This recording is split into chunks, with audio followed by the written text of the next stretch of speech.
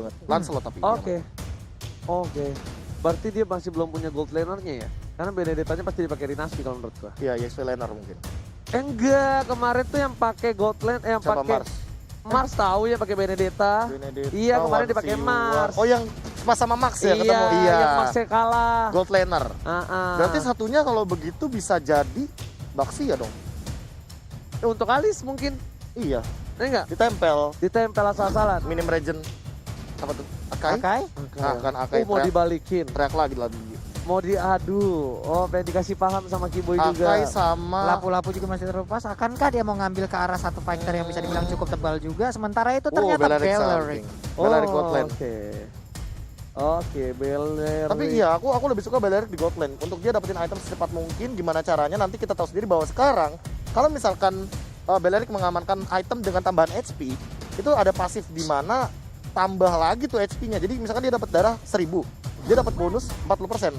Dia dapat 1400 total HP-nya. Gue udah perkirakan dari kapan tuh, Be? Dari sebelum di pick tuh Lancelot. Karena itu, duanya ada Akai sama Beleric. Ya, Wang bro. Wang yang nggak amang kali ini. Wang akhirnya, Wang. Kalau ada Wang berarti Mars. Tapi kalau tadi harusnya dia pakai fighter.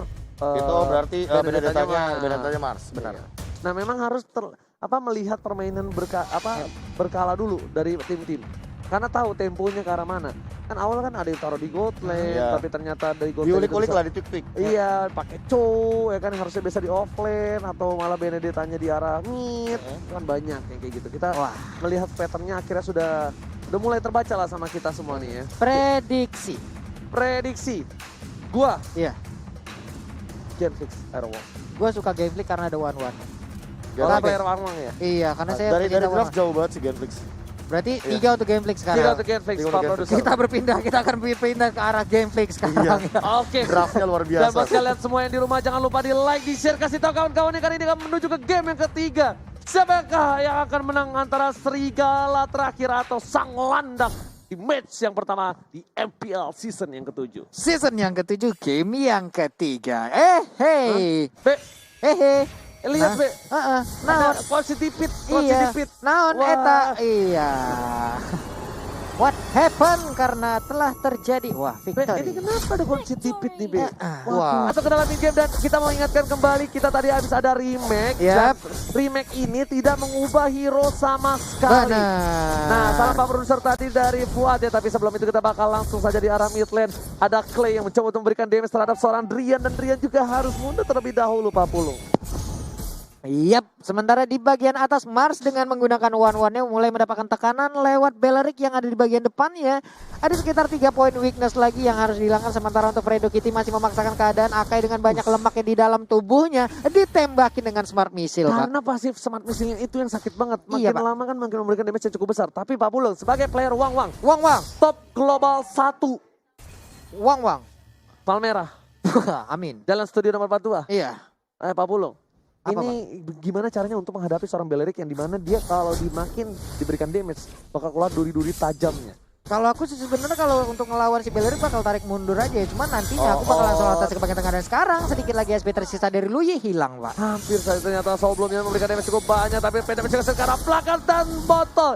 Masih dengan puncher selamat dari 3 player tim Onyx Esports. Kenceng juga jempol Bapak Botol. Dia bisa sang singsung ejector yang melemparkan langsung sementara. Untuk kali ini buset langsung ke stun seperti sedikit lagi SP-nya untuk Soul Bloom-nya tadi nggak mengenai ke arah Fredo. Sakit banget damage-nya tapi Rinasmi ternyata bakal coba untuk membantu pergerakan di arah mid lane dari Fredo bakal lempar satu orang. Siapa yang bakal dilempar? Apakah Kibo? Tapi Fredo tersisa 1 darah terakhir. Ada pun menghisap semua darah di bagian tim Genflix Arrowball.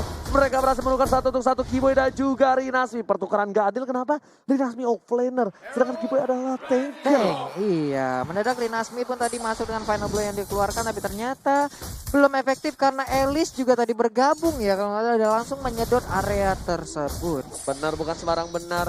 Botol masih coba untuk farming terlebih dahulu. Mendapatkan 1 buah purple buff tanpa ada kontes di arah top lane. Wang-wangnya sepertinya tidak aman karena sedikit struggle. Drian langsung memberikan soul bloom ke sana dari seorang Clay untuk mundur. Botol penetrasi kusennya ternyata gak berhasil mendapatkan siapapun dan Tonrosnya pun belum menghentikan pergerakan dari seorang Keyboy yang gak keribu. Iya, waduh Kiboy yang gak keribo bisa begitu. Sementara Fredo Kitty di bagian bawah ngejar ke arah Sansnya menggunakan Jisan. Sisi lagi SP tersisa. Elisnya nyadar ke arah robot yang langsung digunakan oleh Fredo Kitty. Tapi Fredo Kitty masih bisa selamat kabur sudah dari orange buff-nya. Dibuka oleh seorang cewek, tapi juga sekarang belakang dengan Retribution berhasil mendapatkan 1 buah poin turtle. Clay terhisap, botol pun juga harus ditumpahkan, 2 harus hilang, dan bahkan 3 player hilang 40. Mendadak apa yang terjadi dengan game Flick Aero? Mereka berhasil untuk mendapatkan ke arah turtle-nya tanpa ada gangguan, tapi ternyata serangan balik yang dilakukan oleh Onyx Esports begitu cepatnya, 3 player menghilang, kerugian kembali besar-besaran didapatkan oleh game Flick Aero. Bukan hanya kerugian saja, tapi ternyata momentum dari Onyx Esports yang didapatkan dengan pasti di menit yang ketiga mereka sudah berhasil mendapatkan 10.000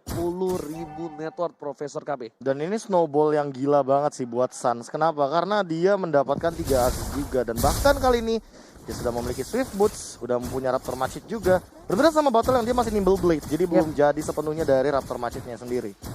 Oke, sementara itu untuk dari gold puff-nya pun akan langsung diamankan oleh Battle. Sementara untuk Drian sebelumnya akan langsung dikeluarkan ke enggak ternyata, tapi Marsnya masih bisa mundur ke bagian belakang sedikit lagi SP, tapi ternyata Flicker dan langsung Hurricane Dance berhasil menjepit. Eagle-nya juga langsung ke arah belakang, dan bahkan Ton Rose yang dikeluarkan bersama dengan Penta Messi menumbangkan seorang Akai di arah belakang. Sebelumnya DPS terlalu besar, Battle langsung dikunci pergerakan oleh seorang cewek save the day. Drian kali ini benar-benar memberikan space yang cukup banyak, tapi Sans terkena damage masih berhasil mendapatkan 1 poin tambahan. Menuju ke arah seorang cewek, langsung ada Screaming Eagle ke arah belakang. Sansnya menuju ke arah seorang Rinasmi, ternyata Rinasmi juga gak berhasil menahan damage dari seorang Sans. Terlalu sakit Ana asmaranya. Terlalu sakit terkena panah asmara, tapi yang paling gue poin di sini adalah bagaimana mobilitas yang dilakukan oleh Rinasmi yang menggunakan Benedetta dari bawah. Cepet banget Pak, dengar kabar teman-temannya di bagian atas kena keroyok, dia langsung naik ke bagian atas juga. Langsung menuju ke top lane, bukan ke toprak Pak ya. Yes, benar banget. Langsung menuju ke top lane. Di sisi lain, Mars coba farming terlebih dahulu, karena dia adalah hero yang berada di late game cukup kuat. Bus bener-bener permainan cukup bagus. Dia selalu berada di arah belakang dengan 2 poin kill diamankan di menit yang kelima. Bus pun memilih untuk mundur di arah bus. Bus di bus. Boot di bus. Boot di bus.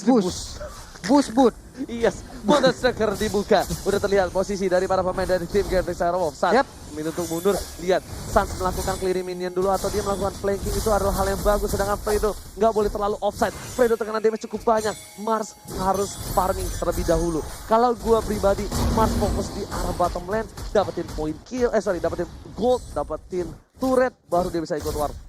Ini Boot bisa dibilang enak banget ya, dia ngumpulin stack ataupun pasif dari minion-minion yang dia miliki. Sementara kalau untuk sekarang udah ada 1 teleport yang akan langsung dikeluarkan kah? Enggak, ternyata masih santai aja, tersedot sudah hilang masuk Pak. dengan bloton, Retribution berhasil mengamankan 1 buah turtle. Betul kesini terhenti pergerakannya karena ada seorang Kiboy membuat seorang botol di tengah bakal menjadi botol. Rinasmi harus mundur, dipaksakan dengan DC, nggak bisa berbuat banyak. Sansnya terlalu strong. Sansnya punya buff turtle. Basic attack pasif yang dimainkan oleh seorang Sans berhasil mendapatkan double kill. Bahkan Benedettanya benar-benar dicegat 3 di belakang, ada Elis 1 di depan. Memaksa Bene harus putar arah, untung power steeringnya bagus. Kalau tidak, itu pun tidak akan berhasil untuk bisa kabur. Tapi ternyata dengan 3 orang ini pun dia tidak akan kuat lagi untuk menambahkan HP-nya. Hilang sudah Benedettanya. Drian lagi dan lagi. Sebelumnya damage besar banget, dan ketika dia Screaming Eagle dan juga wine-nya itu loh, dia pas piwit langsung ngikut loh 1 orang. Dari Papulung, Fredo Kitty sekarang berada di bawah tempo permainan dari tim Onyx Esports. Dan dia juga udah gak terlalu barbar lagi. Dia udah mulai nurunin lagi temponya. Mungkin di game kali ini dia tidak bisa menambahkan temponya. Botol dengan 1 buah Ton Rose yang objektif, dan ternyata what happened, botol kepentok tembok. Oh my god, tukang somai kejebur got. Oh my god, botol, what are you doing? Gak ada yang bisa ngejemput. Terlalu offside 40. Benar sekali, walaupun untuk sekarang kita lihat crossbow tank langsung dikeluarkan, tapi nggak berasa ke arah Kiboy, masih gelai-gelai aja. Dan 1 outer turret yang ada di bottom lane pun langsung dihancurkan tanpa adanya backupan. Nggak suka Clay, tapi ternyata di sini Clay-nya bakal coba diisap oleh seorang bos. Drian yang masih menjaga posisi, langsung ada sebelumnya, tapi ternyata Clay-nya nggak bisa berbuat banyak. Botol nggak boleh seperti itu lagi. Botol nggak boleh offside seperti itu. Kita tahu memang assassin dari alat selanjutnya dari base cukup banyak burst. Tapi di sini Sansnya juga punya Traceless. Sansnya juga dalam tim monster kill. Suns-nya punya buff turtle, Profesor. Ini udah lebih dari snowball sih. Yang awalnya aku bilang 103 dari KDA-nya Suns, tiba-tiba sekarang dia udah jauh banget, udah dapetin 6 poin kill dan bahkan turtle yang sangat dia butuhkan. Sementara itu di sisi lain perbedaannya Mars-nya lihat tidak bisa nge-deal damage. Sama sekali gak bisa dan bahkan Drian memberikan satu bus sebelumnya langsung di arah bottom lane kali ini. Cewek dijemput kembali. Dia bakal langsung fokus dari depan sana. Bahkan blue buff dari seorang Boto bakal coba diinvasi. Drian bakal coba diamankan kali ini masih ada seorang Keyboy detik. Lagi-lagi Akai dari seorang Keyboy memberikan permainan yang luar biasa. Keyboy datang dari mana mendadak langsung ngedorong dengan Hurricane Dance-nya. Sementara untuk purple buff kali ini udah mulai dicolek-colek aja untuk battle, tapi sementara Suns ngelihat dia kejauhan di terspot posisinya. Langsung fokus ke arah Fredo Kitty Papulung. Dia ada tahu ada Fredo di sana dengan seperempat darah dan bahkan diisap sedikit di ejam dan memilih untuk mundur dari Fredo Kitty. Terspot posisi dari Johan, namun untuk sekarang kita lihat aja udah dari Candace langsung aja mendorong mundur, tapi Alex Tofano baunya berhasil membuat untuk Rinasmi kabur dari sana. Hanya spesial dibuat oleh seorang Keyboy, niatnya untuk mendapatkan satu buah turret di arah mid lane, tapi ternyata nggak berhasil. Sebelum ke arah belakang, dia masih dihindari dengan satu buah torus, tapi bos di arah belakang pekati pergerakan dari seorang Lancelot. What a play from bos. Ada Clay tapi di sini dengan satu buah dispenser dan juga rotation yang bukan dari heavy rotation JKT48. Sampai ke sana nih Bapak, luar biasa sekali. Sementara untuk Fredo, akankah dia masuk dan memberikan injektornya kepada rekannya karena ada Mars di bagian tengah, tapi ternyata satu sabetannya sakit banget. Dua-duanya Dan menghilang. bahkan Thousand Powder dan juga Orkin dari seorang Keyboy yang menumpahkan seorang Wolfman di arah belakang. Saat masih mau lebih, Rinasmi sedangkan Fredo Kitty juga harus tergatlike di arah top lane. Boost lagi-lagi menuju ke permainan yang luar biasa dari Rinasmi. One way situation dipotek dengan adanya flicker dari seorang Drian. Fast hang terkalkulate di sana Pak Pulung. Buset, Terkalkulasi. bisa kayak begitu. Hampir aja terkena dari Phantom Slash. Untung masih ada flicker yang digunakan oleh Matilda. Selamat sudah. KB, what happened with gameplay Aerowolf, B? Entah kenapa kayak ini kalau misalkan dari gameplay kebaca atau enggaknya ya, aku bisa bilang bahwa Genflix Aerowolf ini agak sedikit kebingungan untuk masuk ketika kita tahu ada Keyboy dengan Hurricane Dance yang selalu meng-cancel pergerakan dari battle. Walaupun kita tahu sendiri bahwa sebenarnya battle punya advantage di early game, tapi early game-nya ini nggak dimanfaatkan dengan baik oleh Genflix Aerowolf yang mana malah jadi milik Onyx Esports dengan snowball yang luar biasa banget. Dan boostnya aja, hero scaling bahkan lebih kuat di early game dibandingkan di late game. Lihat, boost bakal nge-gating 3 hero di arah top lane. Kalau boost sudah punya Winter, itu 3 hero di arah top lane tadi. Diisap semua. Iya, diisap dan short skillnya bakal hilang semua.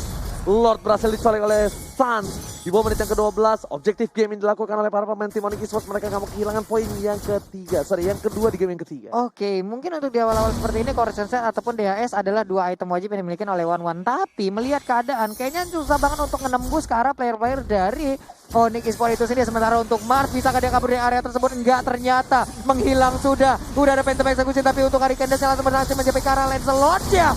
Baik sekali. Saat yang masih bisa bertahan dengan ada Will of Nature di sana, bos memilih untuk fokus ke dalam dan Loy harus hilang. Rinasmi nggak bisa berbuat banyak, bakal coba disikat dan double kill didapatkan oleh tim Onyx Esports. Mereka bakal coba fokus ke arah mid lane, melakukan cutting minion, sedangkan di arah bottom lane Papalo terhormat bebas banget melenggang tanpa ada cover sama sekali. Fredo Kitty tersisa seorang diri, sang jomblo dilempar ke arah belakang, cewek kebuka, nampaknya ini bakal menjadi bencana wipe out.